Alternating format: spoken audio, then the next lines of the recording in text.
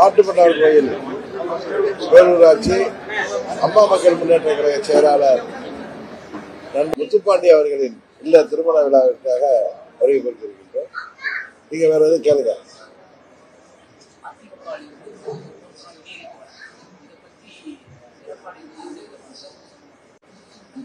அதை பத்தி நான் என்ன கருத்து சொல்றது?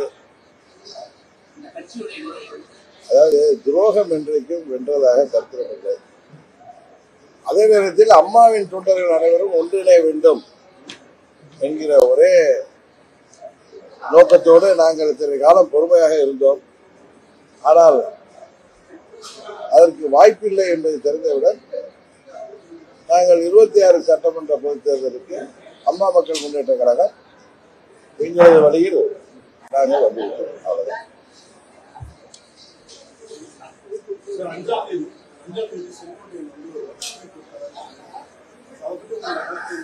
அஞ்சாம் தேதி பொறுத்திருக்கிற அவர் என்ன சொல்றாரு பாப்போம்.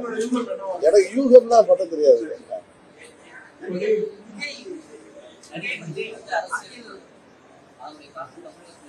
நான் அன்னைக்கே சொன்னேன், விஜயகாந்த் அவர்கள் 2006 எப்படி ஒரு தாக்கத்தை உருவாக்கினாரோ அது போன்ற தாக்கம் 26 ஏற்படுவதற்கு வாய்ப்பு இருக்கிறது என்று நான் நினைக்கிறேன். எல்லா கட்சிகளுக்குமே ஒரு திரைப்படத்துறையிலிருந்து திரு விஜயகாந்த் வந்தப்ப எல்லா கட்சிகளையும் பாதித்த இந்த முறை எல்லா கட்சிகளுக்கும் பாதிப்பு வரும்னு தான் அன்னைக்கு சொன்னேன்.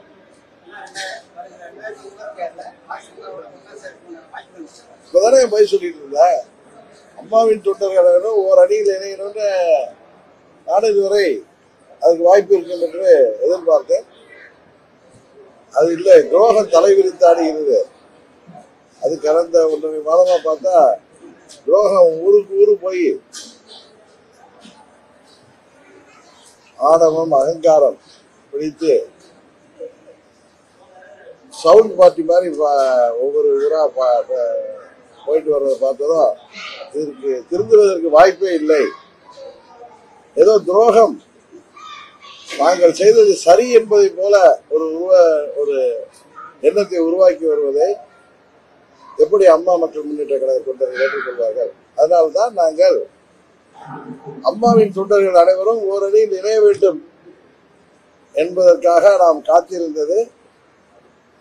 அது இனியும் காத்திருப்பது சரியல்ல என்பதை உணர்ந்து எங்கள் தொண்டர்கள் நிர்வாகிகளின் விருப்பத்திற்கு ஏற்ப நாங்கள் எங்கள் வழியிலே செல்கிறோம்.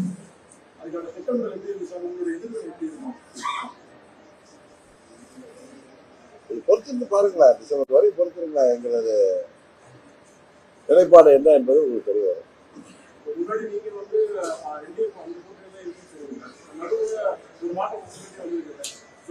அதான் சொன்னேன் 24 பாராளுமன்ற பொதுத் தேர்தலின் போது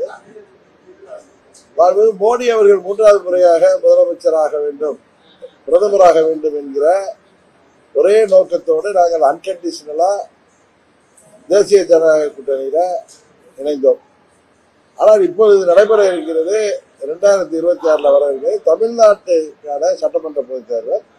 இது தமிழ்நாட்டின் தலையீட்டை நிர்ணயிக்கக்கூடிய தேர்தல். இந்த தேர்தலில் அம்மாவின் தொண்டர்கள் அனைவரும் ஒரு அணியில் ஒன்று திரண்டு ஒரு சரியான முதலமைச்சரை வேட்பாளரை தருவார்கள் என்று நாங்கள் பொறுமையாக காத்திருந்தோம். வேற ஒண்ணும் இல்லை. யாருடைய என்ன சொல்றது, யாருடைய ஓரப்பார்வைக்காக நாங்கள் காத்திருக்கவில்லை. யாருக்கும் பயந்தும் எதுவும் செய்யவில்லை. அம்மாவின் தொண்டர்கள் ஓரணியில் இணைவார்கள், அதற்கு அம்மாவின் கட்சியை சேர்ந்தவர்கள் சரியான முயற்சியை செய்வார்கள், நடவடிக்கை எடுப்பார்கள் என்று பார்த்தோம். ஆனால் அவர்கள் துரோகத்தை தூக்கி தலையில் வைத்துக் கொண்டு ஊராக தெரிவதை பார்த்தால் இதற்கு வழியே இல்லை. அவர்கள் திருந்துவதற்கு வாய்ப்பே இல்லை. காரணம், நாம் அமைதியாக இருக்க ஏதோ துரோகம் தான் செய்தது சரி என்று நிலைநாட்டுவதை போல கூச்சலிடுவதும், செல்கின்ற இடங்களில் எல்லாம் ஆணவம் அகங்காரத்துடன் பேசுவதையும் பார்த்து அம்மா மக்கள் முன்னேற்ற தொண்டர்கள் பொறுத்தது போதும், நீங்கள் முடிவெடுங்கள் என்று என்னை பல மாதங்களாக கேட்டு வருகிறார்கள். நான் பொறுமையாக இருந்த, உணர்ச்சி வசப்பட்டெல்லாம் அந்த முடிவு எடுக்கல. நிதானமாக யோசித்து எங்கள் நிர்வாகிகளும் தொண்டர்களுடன் கலந்து ஆலோசித்து நாம் எப்படி துரோகத்தை ஏற்றுக்கொள்ள முடியும். இந்த இயக்கம் தொடங்கப்பட்டதே ஒரு சிலரின் துரோகத்திற்கு எதிராகத்தான் இந்த இயக்கம் உருவாக்கப்பட்டது. ஆனால் அவர்கள் திருந்துவார்கள் அல்லது திருத்துவார்கள் என்று நம்பினோம். ஆனால் எந்த வாய்ப்பும் தெரியவில்லை. அதனால் நாங்கள் எங்கள் வழியில் செல்கிறோம்.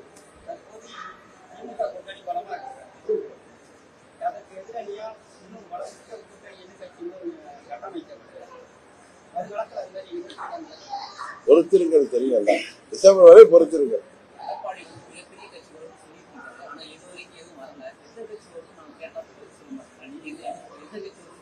அவரு பதில் சொல்றதுதான் பதில் இல்லைன்னு அர்த்தம்.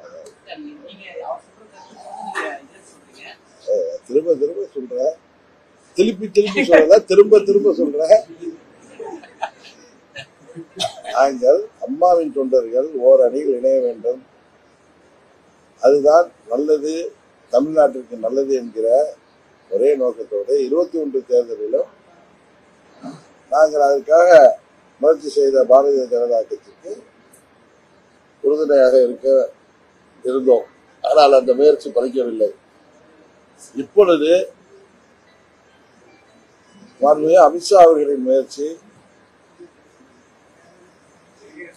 நல்ல விதமாக ஒரு நிலையை அடையும் என்று காத்திருந்தோம். ஆனால் அம்மாவின் தொண்டர்கள் ஓரணியில் இணைவதற்கு வாய்ப்பே இல்லை.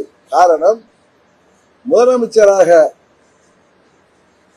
தன்னை மார்த்தட்டிக் கொள்பவர்கள் தாங்கள் செய்த துரோகத்தை நியாயப்படுத்துகின்ற விதமாக தாங்கள் சரியானவர்கள் என்பதை போல ஊர் ஊராக சென்று ஆணவம், அகங்காரம் இதோடு கூச்சலிட்டு வருவதை பார்த்த பிறகு நான் அமைதியாக இருந்தாலும், சற்று காலம் பொறுத்திருந்து முடிவெடுக்க வேண்டியிருந்தாலும், எங்கள் தொண்டர்களும் நிர்வாகிகளும் என்னை பார்க்கின்ற பொழுதெல்லாம் நான் யாரை எதிர்த்து இந்த இயக்கம் கண்டோமோ அவர்களை தோளில் தூக்கி செல்ல நாம் ஒன்றும் ஏமாளிகள் அல்ல, நல்ல முடிவெடுக்க வேண்டும் என்று சொன்னார்கள்.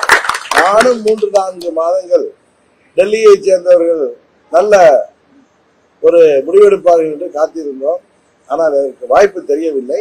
அதனால் டிசம்பர் மாதத்தில் அடுத்த கட்ட நடவடிக்கை என்ன என்பதை பற்றி நாங்கள் உங்களுக்கு தெரிவிக்கிறோம்.